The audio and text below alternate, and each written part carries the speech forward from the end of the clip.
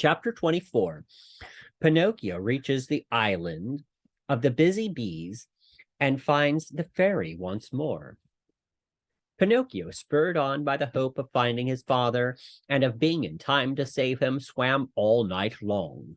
And what a horrible night it was! It poured rain, it hailed, it thundered, and the lightning was so bright that it turned the night into day. At dawn, he saw, not far away from him, a long stretch of sand. It was an island in the middle of the sea. Pinocchio tried his best to get there, but he couldn't. The waves played with him and tossed him about as if he were a twig or a bit of straw. At last, and luckily for him, a tremendous wave tossed him to the very spot where he wanted to be. The blow from the wave was so strong that, as he fell to the ground, his joints cracked and almost broke. But nothing daunted, he jumped to his feet and cried, "Once more, I have escaped with my life." Little by little, the sky cleared. The sun came out in full splendor, and the sea became as calm as a lake. Then the marionette took off his clothes and laid them on the sand to dry. He looked over the waters to see whether he might catch sight of a boat with a little man in it. He searched and he searched, but he saw nothing except sea and sky, and far away a few sails, so small that they might have been birds. "If only I knew the name of this island," he said to himself. "If I even knew what kind of people I would find here. But whom shall I ask? There's no one here." The idea of finding himself in so lonesome a spot made him so sad that he was about to cry. But just then he saw a big fish swimming nearby, with his head far out of the water. Not knowing what to call him, the marionette said to him, "Hey there, Mr. Fish. May I have a word with you?" "Even two, if you want," answered the fish, who happened to be a very polite dolphin. "Will you please tell me if on this island there are places where one may eat without necessarily being eaten?" "Surely there are," answered the dolphin. "In fact, you'll find one not far from the spot." "And how shall I get there?" "Take that path on your left and follow your nose. You can't go wrong." "Tell me another thing. You who traveled day and night through the sea, did you not perhaps meet a little boat with my father in it?" "And who is your father?" "He is the best father in the world, even as I am the worst son that can be found."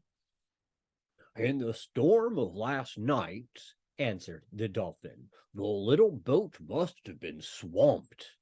"And my father?" "By this time, he must have been swallowed by the terrible shark, which for the last few days has been bringing terror to these waters." "Is this shark very big?" asked Pinocchio, who was beginning to tremble with fright. "Is he big?" replied the dolphin. "Just to give you an idea of his size, let me tell you that he is larger than a 5-story building, and that he has a mouth so big and so deep that a whole train and engine could easily get into it." "Mother mine!" cried the marionette, scared to death, and dressing himself as fast as he could, he turned to the dolphin and said, "Farewell, Mr. Fish. Pardon the bother, and many thanks for your kindness." This said, he took the path at so swift a gait that he seemed to fly, and at every small sound he heard, he turned in fear to see whether the terrible shark, 5 stories high and with a train in his mouth, was following him. After walking a half hour, he came to a small country called the Land of the Busy Bees. The streets were filled with people running to and fro about their tasks. Everyone worked, everyone had something to do. Even if one were to search with a lantern, not one idle man or one tramp could have been found. "I understand," said Pinocchio at once wearily. "This is no place for me. I was not born for work." But in the meantime, he began to feel hungry. for it was 24 hours since he had eaten. What was to be done? There were only two means left to him in order to get a bite to eat. He had to either to work or to beg. He was ashamed to beg because his father had always preached to him that begging should be done only by the sick or the old. He had said that the real poor in this world, deserving of our pity and help, were only those who, either through age or sickness, had lost the means of earning their bread with their own hands. All others should work, and if they didn't and went hungry, so much the worse for them. Just then a man passed by, worn out and wet with perspiration, pulling with difficulty two heavy carts filled with coal. Pinocchio looked at him, and judging him by his looks to be a kind man, said to him, with eyes downcast in shame, "Will you be so good as to give me a penny, for I am faint with hunger?" "Not only one penny," answered the coal man. "I'll give you 4 if you help me pull these 2 wagons." "I am surprised," answered the marionette, very much offended. "I wish you to know that I never have been a donkey, nor have I ever pulled a wagon." "So much the better for you," answered the coal man. "Then, my boy, if you are really faint with hunger, eat 2 slices of your pride, and I hope they don't give you indigestion." A few minutes after, a bricklayer passed by, carrying a pail full of plaster on his shoulder. "Good man, will you be kind enough to give a penny to a poor boy who is yawning from hunger?" "Gladly," answered the bricklayer. "Come with me and carry some plaster, and instead of 1 penny, I'll give you 5. "But the plaster is heavy," answered Pinocchio, "and the work is too hard for me." "If the work is too hard for you, my boy, enjoy your yawns, and may they bring you luck." In less than a half hour, at least 20 people passed, and Pinocchio begged of each one, but they all answered, "Aren't you ashamed? Instead of being a beggar in the streets, why don't you look for work and earn your own bread?" Finally, a little woman went by carrying 2 water jugs. "Good woman, will you allow me to have a drink from one of your jugs?" asked Pinocchio, who was burning up with thirst.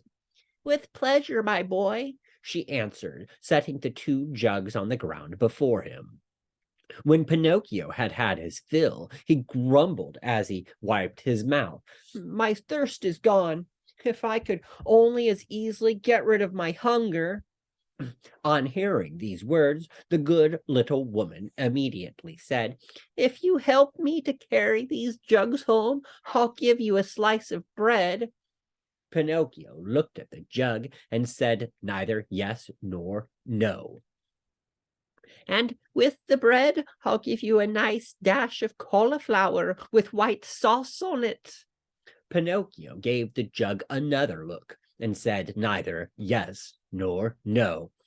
"And after the cauliflower, some cake and jam." At this last bribery, Pinocchio could no longer resist and said firmly, "Very well, I'll take the jug home for you." The jug was very heavy, and the marionette, not being strong enough to carry it with his hands, had to put it on his head. When they arrived home, the little woman made Pinocchio sit down at a small table and placed before him the bread, the cauliflower, and the cake. Pinocchio did not eat. He devoured. His stomach seemed a bottomless pit. His hunger finally appeased, he raised his head to thank his kind benefactress. But he had not looked at her long when he gave a cry of surprise and sat there with his eyes wide open, his fork in the air, and his mouth filled with bread and cauliflower. "Why all this surprise?" asked the good woman, laughing. "Because," answered Pinocchio, stammering and stuttering, "because you look like, you remind me of, Yes, yes, the same voice, the same eyes, the same hair. Yes, yes, yes. You also have the same azure hair she had. Oh, my little fairy, my little fairy. Tell me that is you. Don't make me cry any longer. If you only knew, I have cried so much, I have suffered so. And Pinocchio threw himself on the floor and clasped the knees of the mysterious little woman. Chapter 25. Pinocchio promises the fairy to be good and to study, and he is growing tired of being a marionette and wishes to become a real boy. If Pinocchio cried much longer, the little woman thought he would melt away, so she finally admitted that she was the little fairy with azure hair.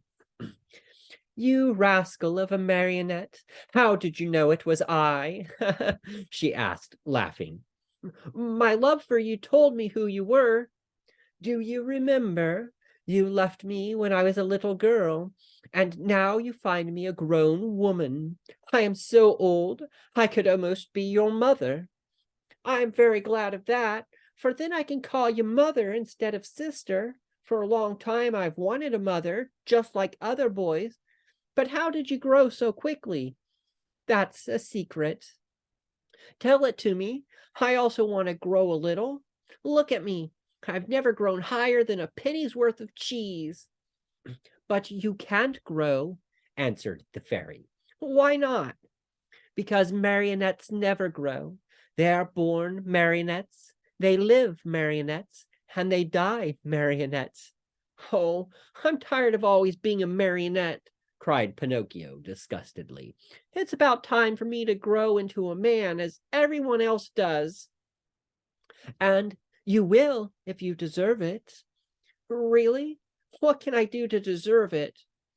It's a very simple matter. Try to act like a well-behaved child. Don't you think I do? Far from it. Good boys are obedient. And you, on the contrary, and I never obey. Good boys love to study and work, but you and I, on the contrary, am a lazy fellow and a tramp all year round. Good boys always tell the truth, and I always tell lies. Good boys go gladly to school, and I get sick if I go to school. From now on, I'll be different. Do you promise? I promise. I want to become a good boy and be a comfort to my father. Where is my poor father now? I do not know. Will I ever be lucky enough to find him and embrace him once more? I think so. Indeed, I am sure of it. At this answer, Pinocchio's happiness was very great. He grasped the fairy's hands and kissed them so hard that it looked as if he had lost his head. Then, lifting his face, he looked at her lovingly and asked, Tell me, little mother, it isn't true that you're dead, is it? It doesn't seem so, answered the fairy, smiling. If you only knew how I suffered and how I wept when I read, Here lies. I know it, and for that I have forgiven you. The depth of your sorrow made me see that you have a kind heart. There is always hope for boys with hearts such as yours, though they may often be very mischievous. This is the reason why I have come so far to look for you. From now on, I'll be your own little mother.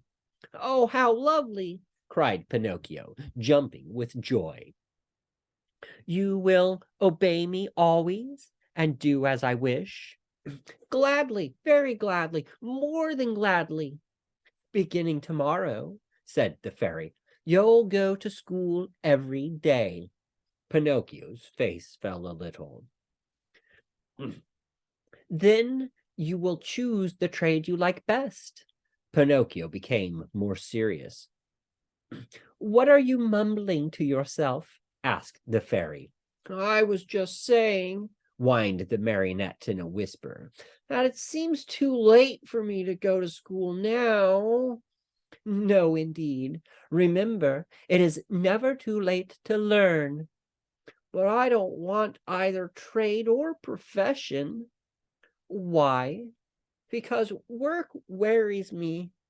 My dear boy, said the fairy, people who speak as you do, usually in their days either in a prison or in a hospital. A man, remember, whether rich or poor, should do something in this world. No one can find happiness without work. Woe betide the lazy fellow. Laziness is a serious illness, and one must cure it immediately. Yes, even from early childhood. If not, it will kill you in the end.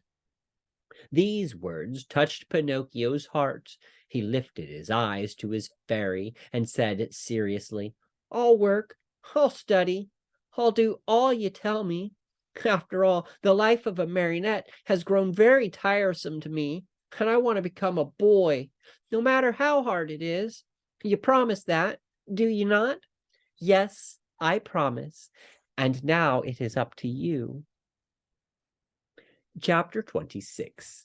Pinocchio goes to the seashore with his friends to see the terrible shark. In the morning, bright and early, Pinocchio started for school. Imagine what the boys said when they saw a marionette enter the classroom. They laughed until they cried. Everyone played tricks on him. One pulled his hat off, another tugged at his coat, a third tried to paint a mustache under his nose. One even attempted to tie strings to his feet and his hands to make him dance. For a while, Pinocchio was very calm and quiet. Finally, however, he lost all patience, and turning to his tormentors, he said to them threateningly, Careful, boys! I haven't come here to be made fun of. I'll respect you, and I want you to respect me. Hurrah for Dr. Know-It-All! You have spoken like a printed book, howled the boys, bursting with laughter. One of them, more impudent than the rest, put out his hand to pull the marionette's nose. But he was not quick enough, for Pinocchio stretched his leg under the table and kicked him hard on the shin. Oh, what hard feet! Cried the boy, rubbing the spot where the marionette had kicked him. And what elbows! They're even harder than the feet, shouted another one, who, because of some other trick, had received a blow in the stomach. With that kick and that blow, Pinocchio gained everybody's favor. Everyone admired him, danced attendance upon him, petted and caressed him. As the days passed into weeks, even the teacher praised him, for he saw him attentive, hard-working, and wide awake, always the first to come in the morning and the last to leave when school was over. Pinocchio's only fault was that he had too many friends.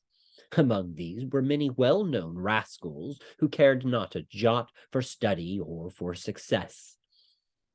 The teacher warned him each day, and even the good fairy repeated to him many times, Take care, Pinocchio. Those bad companions will sooner or later make you lose your love for study. Some day they will lead you astray.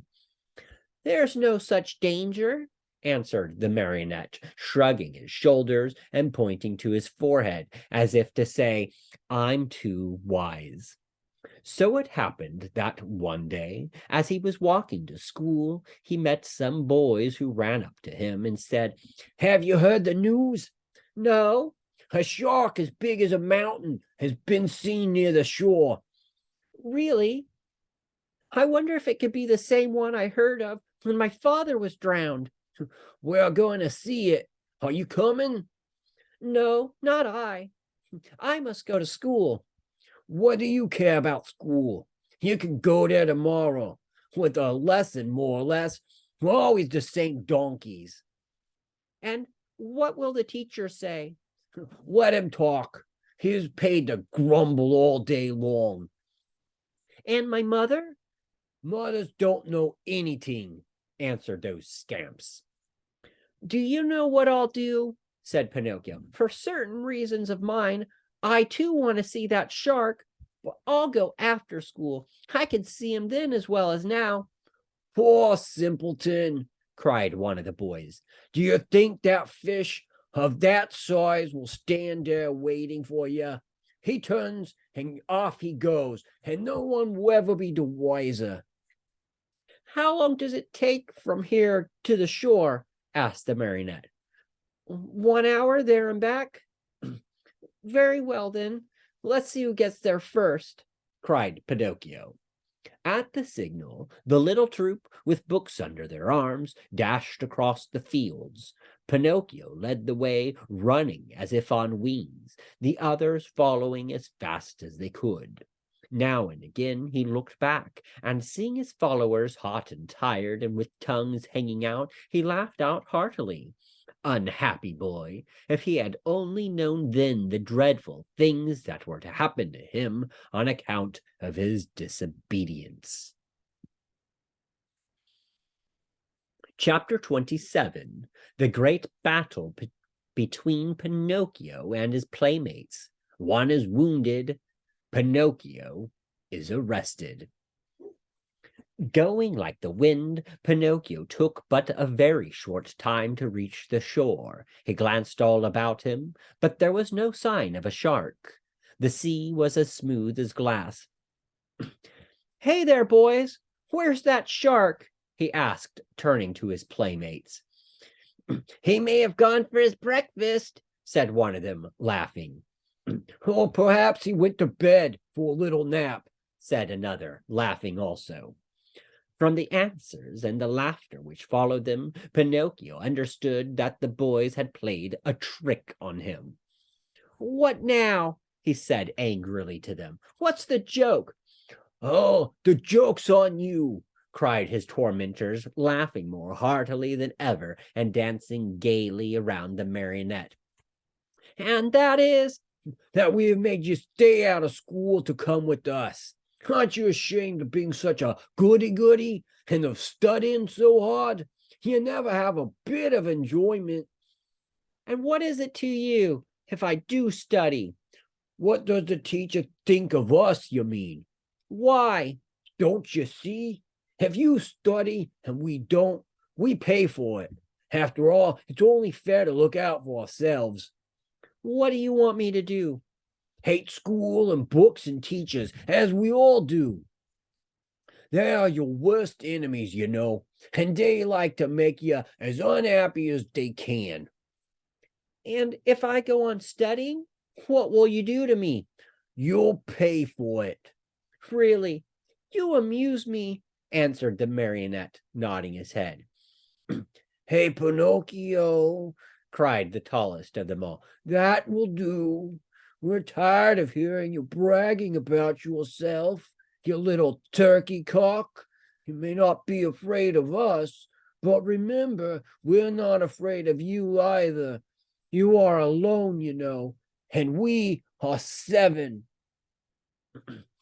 Like the 7 sins, said Pinocchio, still laughing. Did you hear that? He has insulted us all. He has called us sins. Pinocchio, apologize for that, or look out. Cuckoo, said the marionette, mocking them with his thumb to his nose.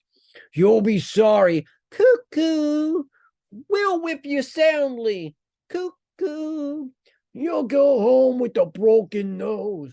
Cuckoo. Very well, then, take that and keep it for your supper, called out the boldest of his tormentors, and with the words he gave Pinocchio a terrible blow on the head. Pinocchio answered with another blow, and that was the signal for the beginning of the fray. In a few moments the fight raged hot and heavy on both sides. Pinocchio, although alone, defended himself bravely. With those 2 wooden feet of his, he worked so fast that his opponents kept at a respectful distance. Wherever they landed, they left their painful mark, and the boys could only run away and howl. Enraged at not being able to fight the marionette at close quarters, they started to throw all kinds of books at him. Readers, geographies, histories, grammars flew in all directions, but Pinocchio was keen of eye and swift of movement, and the books only passed over his head, landed in the sea, and disappeared. The fish, thinking they might be good to eat, came to the top of the water in great numbers. Some took a nibble, some took a bite, but no sooner had they tasted a page or two than they spat them out with a wry face, as if to say, "What a horrid taste! Our own food is so much better." Meanwhile, the battle waxed more and more furious. At the noise, a large crab crawled slowly out of the water, and with a voice that sounded like a trombone, suffering from a cold, he called out, "Stop fighting, you rascals!